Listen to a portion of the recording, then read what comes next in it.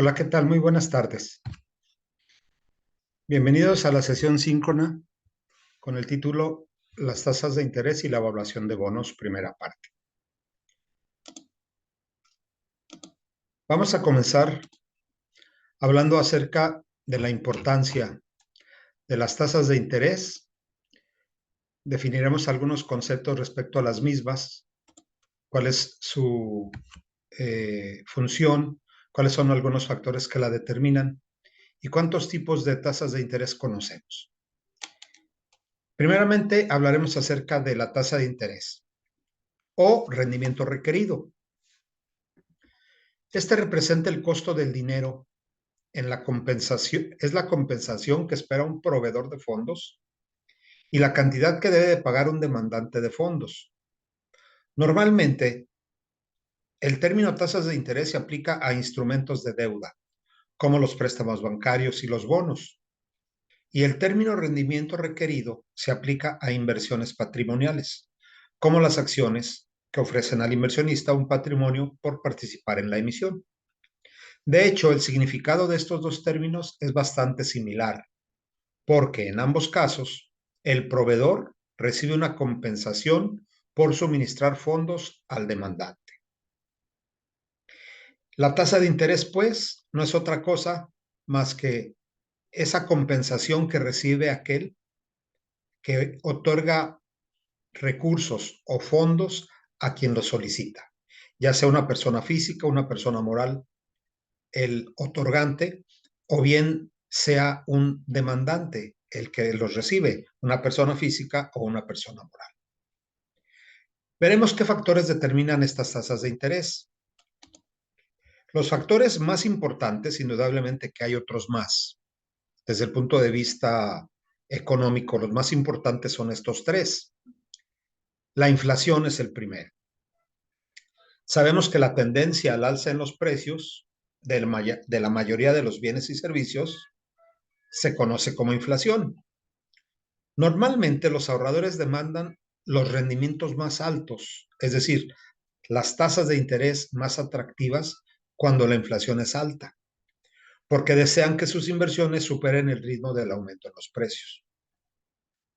Un ahorrador, un inversionista, requerirá siempre un rendimiento más alto, una tasa de interés que les paguen mucho más alta en casos de inflaciones elevadas, porque sabemos que la inflación se come el valor del dinero. El segundo factor es el riesgo. Cuando la gente percibe que una inversión en particular es riesgosa, espera un mayor rendimiento sobre la inversión como compensación por aceptar el riesgo. A mayor rendimiento, mayor riesgo. Bueno, esto lo vemos en los créditos a la vista, como la tarjeta de crédito o bien los que se otorgan a veces en ventanilla, ¿no? Son créditos muy riesgosos, por lo tanto son los más altos en cuanto a su costo. Sus tasas de interés son altas.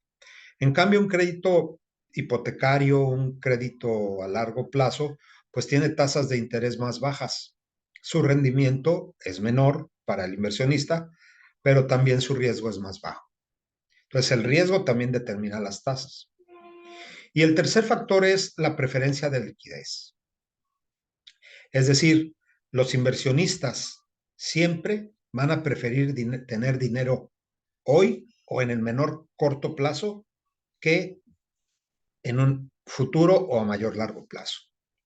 Se requiere el dinero líquido, se prefiere el dinero líquido. Por esa razón, las tasas de interés de corto plazo generalmente son más bajas que las tasas de interés de largo plazo. Aquí vamos a ver un poco más adelante cómo esa preferencia por la liquidez determina las tasas también en los periodos de corto y largo plazo. Y veremos también cómo el riesgo y la inflación forman parte de la determinación de las tasas. Podemos nosotros entender que existen dos tipos de tasas de interés con respecto a los factores anteriormente mencionados. Esos factores, el más importante, pues es la inflación y el riesgo, aunque también la expectativa o las preferencias de la liquidez lo determinan. Sin embargo, hay dos elementos muy importantes, el riesgo y la inflación. Por eso, si hablamos de tasas de interés, debemos de separar entre las reales y las nominales. La tasa de interés real es cuando nosotros creemos que hay un mundo perfecto, ¿sí? Es decir, no existe inflación, los inversionistas no tienen preferencias de liquidez y no existe riesgo alguno. Ese sería un mundo perfecto. En este mundo perfecto habría un costo del dinero, la tasa de interés real. Bueno, la tasa de interés real, por lo tanto, crea un equilibrio entre el suministro de ahorros y la demanda de fondos en un mundo perfecto. Este representa el costo más básico del dinero. Naturalmente que no estamos en un mundo perfecto y existe inflación, existe riesgo y existe preferencia por la liquidez. Por lo tanto, nosotros debemos de considerar que hacemos siempre uso de una tasa de interés nominal y no de una tasa de interés real. La tasa de interés nominal es la que aparece en los contratos, es la tasa contractual o contratada, la que cobra el proveedor de fondos y paga el demandante de fondos. Difiere de la tasa de interés real como consecuencia de dos factores, la inflación y el riesgo. Así nosotros podemos expresar en forma de una ecuación la tasa de interés nominal es I sub n, que tenemos aquí en la diapositiva, es igual a I sub R más PE, donde I sub R pues es la tasa de interés real y P sub E es la inflación esperada. Entonces, la tasa de interés nominal es la tasa de interés real más la inflación esperada. Si yo quiero saber cuál es la tasa de interés real, pues despejo de esta fórmula la tasa de interés real y obtengo que esta va a ser igual a la nominal menos la inflación esperada, ¿verdad? Paso precios esperados del lado izquierdo y va a ser I sub n, tasa de interés nominal, menos la tasa de inflación esperada va a ser igual a la tasa de interés real. Si nosotros vemos en un banco la tasa de interés que ofrecen para las cuentas de ahorro y dice ahí, la tasa de interés que le pagamos es del 9%, es el 9% anual, esa es la tasa de interés nominal. ¿Cuál será la tasa de interés real? Bueno, pues esa tasa de interés nominal que es anual, en un año te pagan el 9%, y la inflación, y si la inflación esperada en ese año es del 4%, entonces la tasa de interés real es 5%. La tasa de interés nominal menos la inflación esperada me da la tasa de interés real. Pasemos ahora a analizar la estructura temporal de las tasas de interés, es decir, cómo se comportan las tasas de interés con relación a las fechas de vencimiento. El término estructura temporal de tasas de interés se refiere a la relación entre la fecha de vencimiento y la tasa de rendimiento de los bonos con niveles de riesgo similares. La gráfica que describe esta relación se conoce como curva de rendimiento. Aquí tenemos un ejemplo. La diapositiva nos muestra una gráfica donde tenemos un cuadrante. En el eje horizontal tenemos el tiempo de vencimiento en años y en el eje vertical tenemos el rendimiento al vencimiento. Naturalmente que este está en porcentaje, 2, 4, 6, 8, 10 en términos porcentuales, y el tiempo está en años, 5 años, 10 años, 15 años, 20 años. Bueno, el rendimiento al vencimiento, o sea, estas curvas se conocen como las curvas de rendimiento al vencimiento, ¿verdad? Vamos a ver cómo hay curvas de rendimiento invertido, una normal y una con rendimiento plana. Aquí tenemos una normal, que es la de abajo, una invertida, que es la de arriba, y una plana, que es la que está aquí en medio. No vamos a recordar estas gráficas. Una va con pendiente creciente y luego hasta el 2000, hasta 25 años y 30 todavía como que está por arriba. La tasa de interés de 16% comienza a bajar, esa es decreciente, Y la del medio, pues es una tasa de interés plana, ¿verdad? O constante. Bueno, las curvas de rendimiento. El rendimiento al vencimiento, es decir, RAV, es la tasa de rendimiento o de retorno anual, compuesta que se gana sobre un valor de deuda adquirido en un día específico y conservado hasta su vencimiento. Lo que vamos a ver aquí es cómo se comportan ciertas tasas de interés. La primera es la curva de rendimiento invertida. Esta tiene pendiente descendente, que indica que las tasas de interés a corto plazo, por lo general, son más altas que las tasas de interés a largo plazo. Es la que tenemos acá arriba, que dice 22 de mayo. En el corto plazo, pues son del 16% y empiezan a disminuir conforme el tiempo va pasando. A los 5 años llega al 14% y de ahí en adelante se mantiene en el 14% de manera invariable durante hasta instrumentos de 30 años, ¿sí? Es decir, es una tasa de rendimiento decreciente. Esas son las curvas de rendimiento invertida. La curva de rendimiento normal es la dependiente ascendente, que indica que las tasas de interés a largo plazo, por lo general, son más altas que las tasas de interés a corto plazo. Esto es en una situación económica normal. Generalmente, en el corto plazo, dada esa relación riesgo-rendimiento, pues en el corto plazo son las tasas más bajas. Conforme va aumentando el plazo, el rendimiento se va haciendo más alto, ¿verdad? Hasta los 30 años sigue creciendo todavía ese rendimiento. Esa es la curva de rendimiento normal. Y la curva de rendimiento plana, que indica que las tasas de interés no varían mucho a diferentes fechas de vencimiento, que es la curva del medio, ¿verdad? Al 8%, está entre el 8 y el 8.5. Por aquí se mueve en ese intervalo, no varían mucho las tasas de interés. Esa es una curva de rendimiento plana. Si ustedes observan en un banco aparecen diferentes productos financieros con vencimientos a 28 días, a 90 días, a 120 días o a 180 días y cada una tiene una tasa de interés diferente. Si es una curva de rendimiento normal, pues las tasas de interés de corto plazo van a ser más bajas que las de largo plazo. Si es una con rendimiento invertido, las tasas de interés de corto plazo son mayores a las de largo plazo. Bueno, vamos a ver un poquito más adelante de qué depende eso. Hay teorías que tratan de determinar la estructura temporal de las tasas de interés. ¿Por qué tienen ese comportamiento que vemos? Una de ellas es la teoría de las expectativas. Y la otra es la teoría de la preferencia de la liquidez. Ambas teorías tratan de explicar con respecto a aspectos puramente económicos. Una tercera teoría es la que se conoce como de segmentación del mercado. Este no es el mercado común y corriente que vemos, sino el mercado de productos financieros, el mercado de dinero, básicamente. Hablemos acerca primero de la teoría de las expectativas. Esta teoría sugiere que la curva de rendimiento refleja las expectativas de los inversionistas sobre las tasas de interés futuras. Los inversionistas tienen expectativas y esas expectativas son reflejadas en los mercados financieros.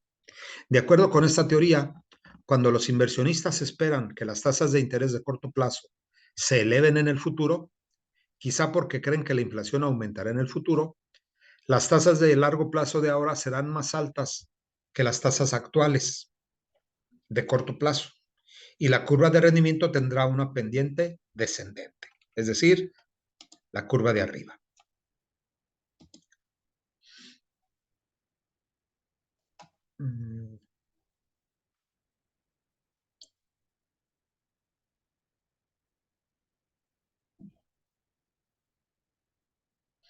Lo contrario es cierto cuando los inversionistas esperan tasas de corto plazo decrecientes. Las tasas de corto plazo de hoy serán más altas que las tasas actuales de largo plazo y la curva de rendimiento estará invertida. Aquí leí un poco equivocado, es con una pendiente ascendente, ¿sí? Es cuando se esperan que la inflación en el largo plazo sea mayor. Por eso las tasas de interés resultan mayores a largo plazo que en el corto plazo. Y cuando las expectativas son distintas, es decir, eh, cuando los inversionistas esperan tasas de corto plazo decrecientes, porque la inflación va hacia abajo, bueno, pues esta tiene una curva de rendimiento invertida. Es decir, las expectativas de los inversionistas son las que determinan en el mercado el comportamiento de las tasas de interés. La segunda teoría es la de la preferencia de liquidez.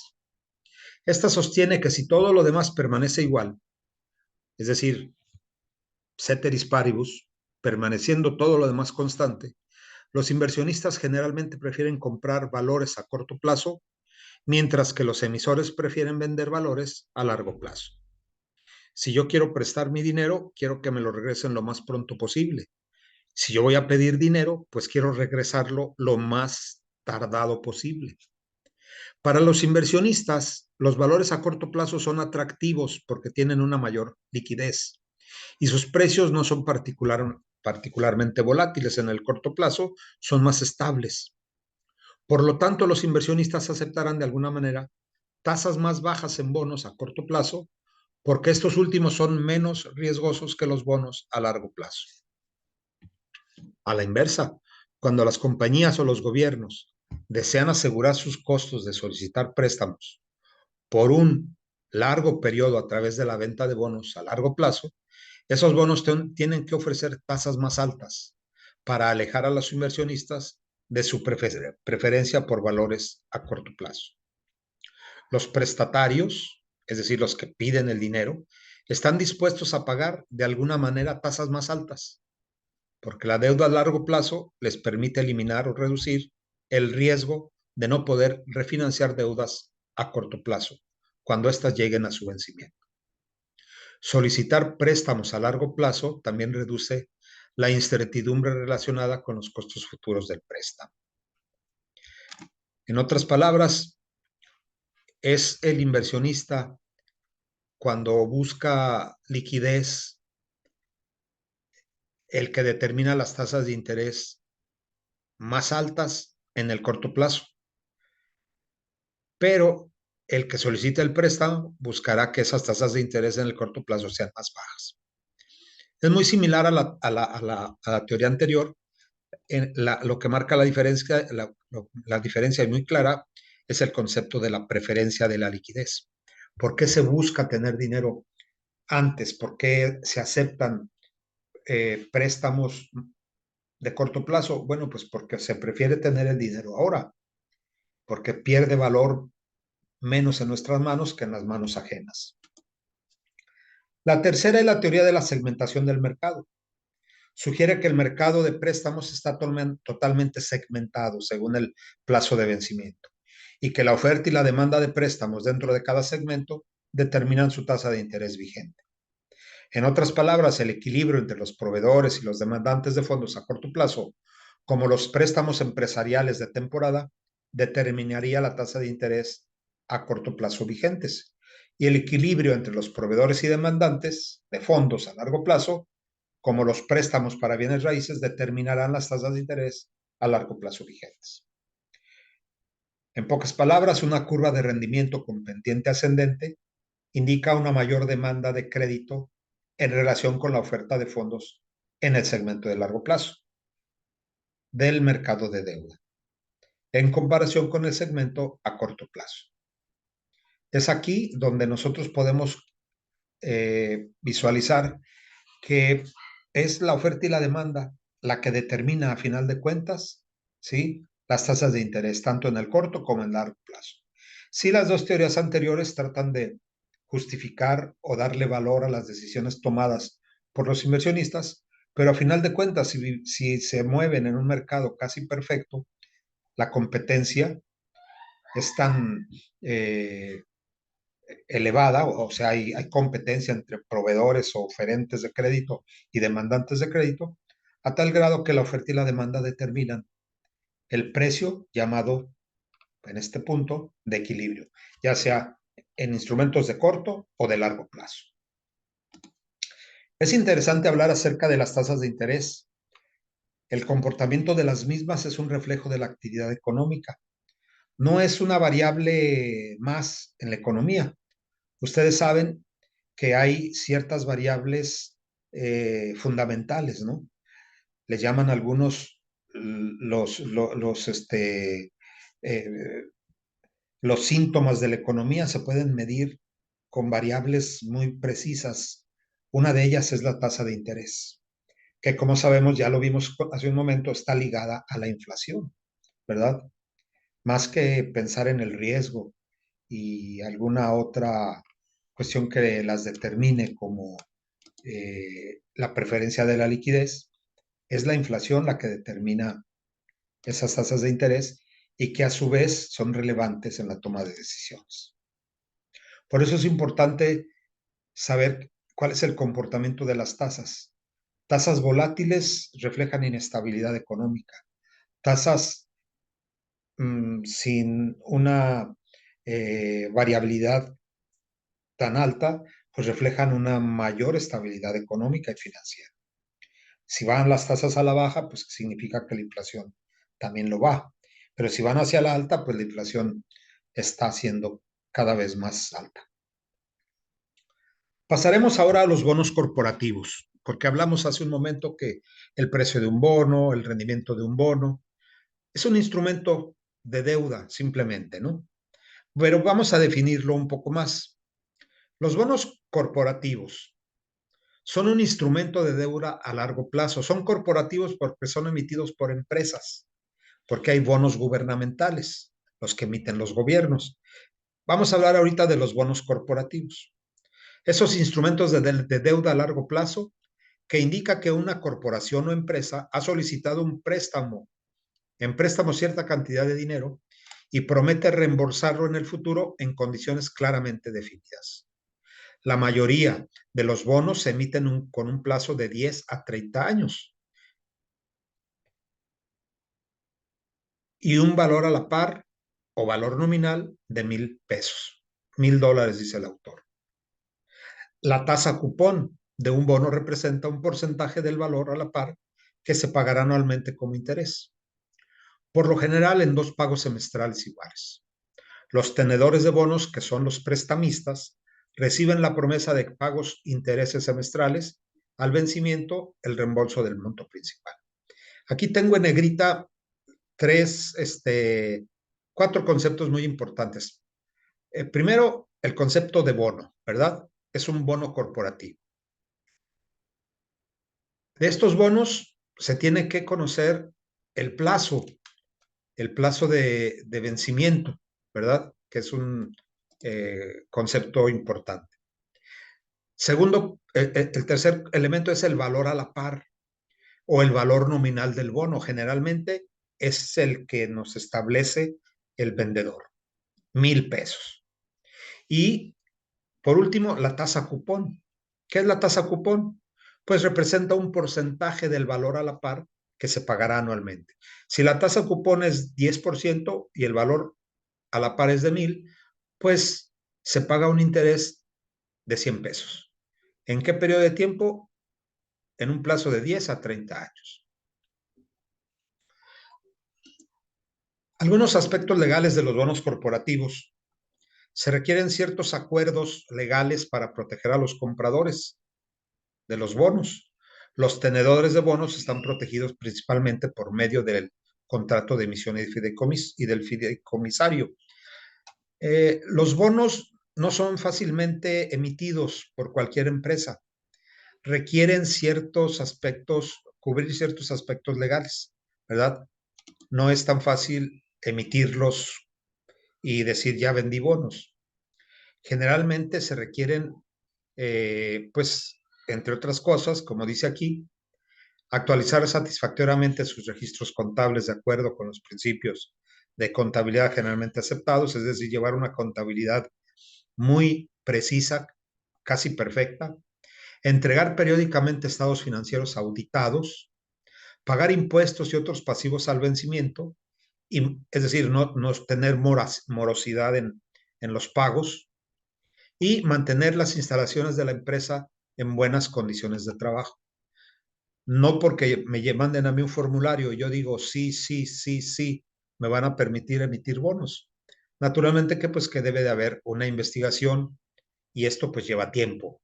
Por eso grandes empresas son las que pueden emitir bonos, que son financieramente sólidas, que tienen una contabilidad o llevan una contabilidad perfectamente auditable y que sus instalaciones pues son de muy buen nivel o primer nivel, ¿verdad? Y que pagan sus impuestos con regularidad, así como sus compromisos de corto plazo. Existe la figura del fideicomisario. Es una tercera persona, la tercera parte en un contrato de emisión de bonos. ¿Por qué la tercera? Porque uno es el emisor, el que emite el bono corporativo, y el otro es el que lo compra. Esta tercera parte, en un contrato de emisión de bonos, es un individuo, una corporación o con más frecuencia un departamento fiduciario de un banco comercial. El fideicomisario recibe un pago por actuar como vigilante por parte de los tenedores de bonos y para que tome medidas específicas a favor de estos, si se violan los términos del contrato.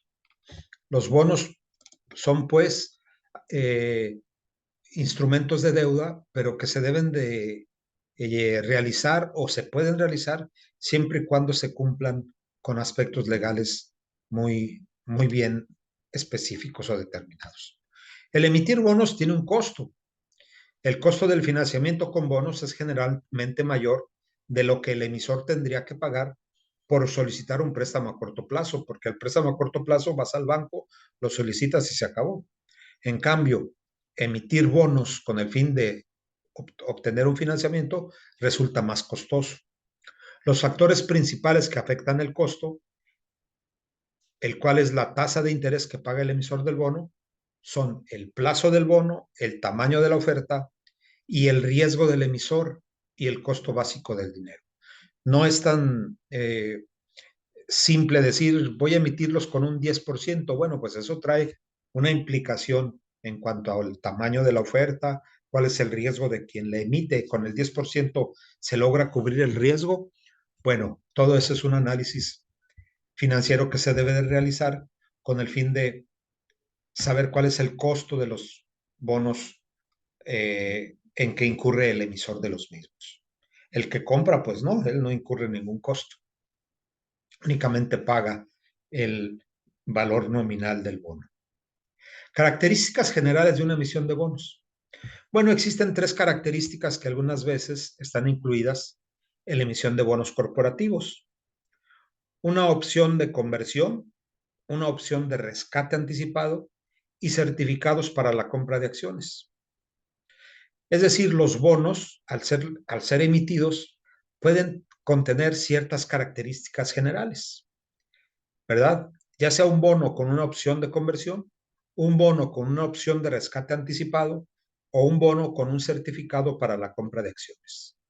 Estas características ofrecen al emisor o al comprador ciertas oportunidades de reemplazar o retirar el bono o complementarlo con algún tipo de emisión de títulos.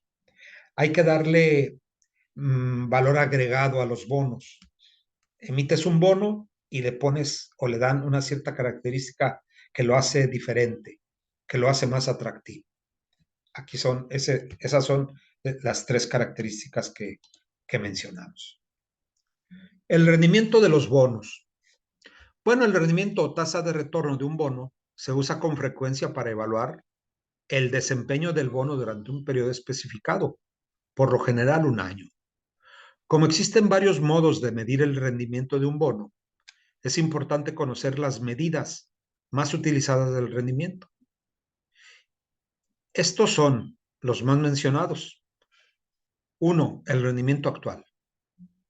2. El rendimiento al vencimiento. Y 3. El rendimiento hasta el rescate anticipado. Cada uno de estos rendimientos proporciona una medida única del rendimiento de un bono. Este sería así.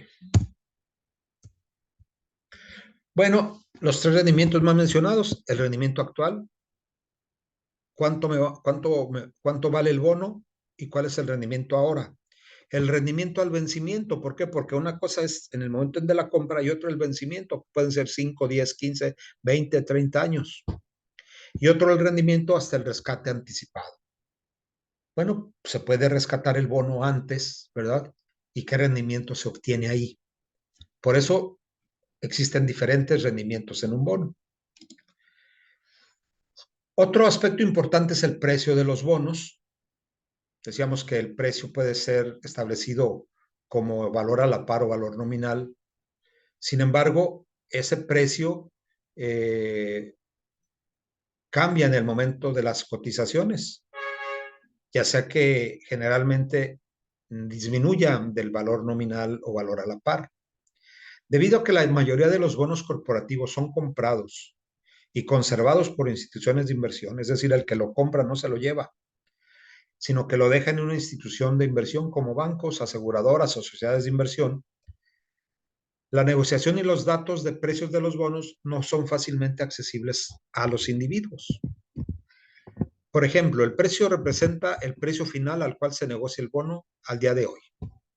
Si bien la mayoría de los bonos corporativos se emiten con un valor a la par o valor nominal de 1,000 pesos, todos los bonos se cotizan como un porcentaje del valor a la par.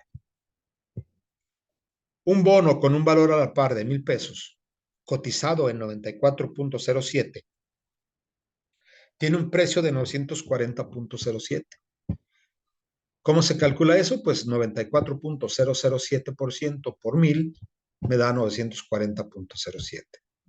Los bonos corporativos se cotizan en dólares y centavos, de modo que el precio del día de 103.143 de la compañía C, por ejemplo, es 1,031.43, es decir, por encima de los 1,000. ¿Cuánto? Pues 103.143%. El bono puede venderse por encima de su valor nominal o por debajo de su valor nominal o valor a la par.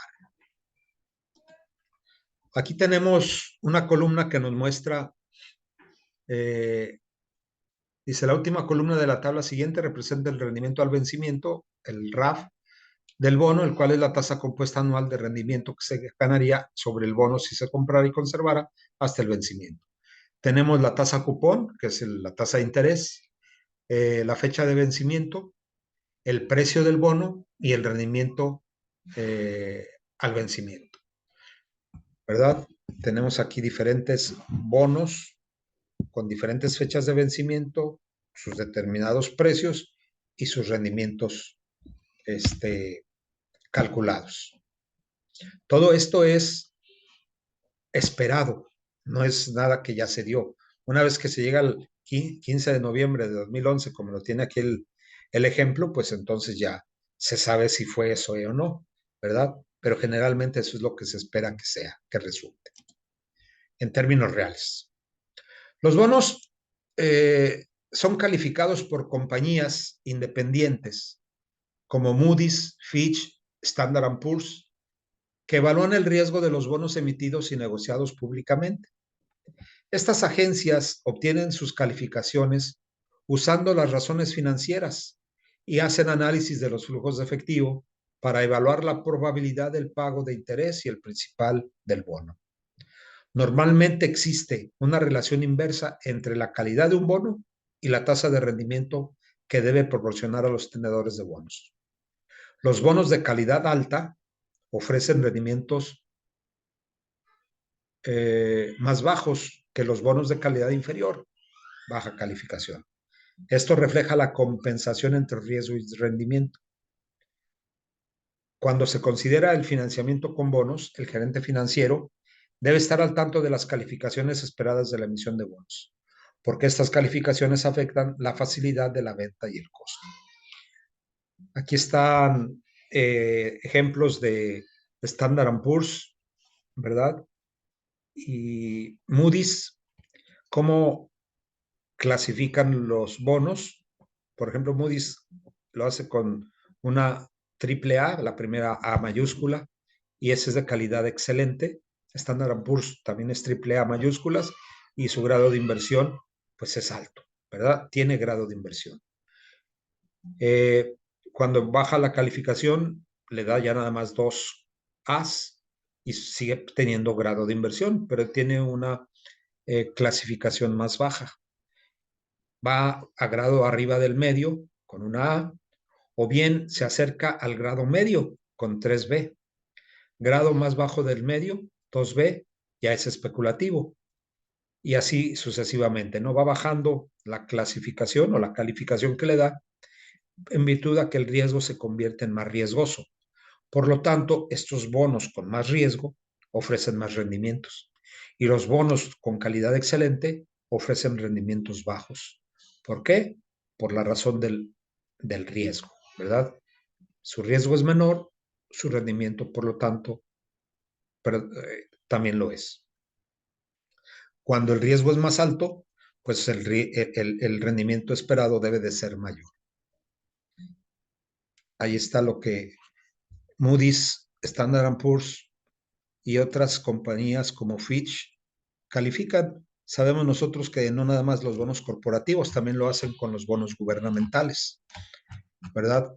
Aparece de repente en una noticia en el Financiero o en el Economista. Standard Poor's dio una recalificación a los bonos emitidos por el gobierno, pero aún mantienen el grado de inversión. Bueno, pues a lo mejor bajan de 3B o de A baja a 3B. Sigue siendo grado de inversión. Cuando se pierde el grado de inversión es cuando se llega a 2B, ¿verdad?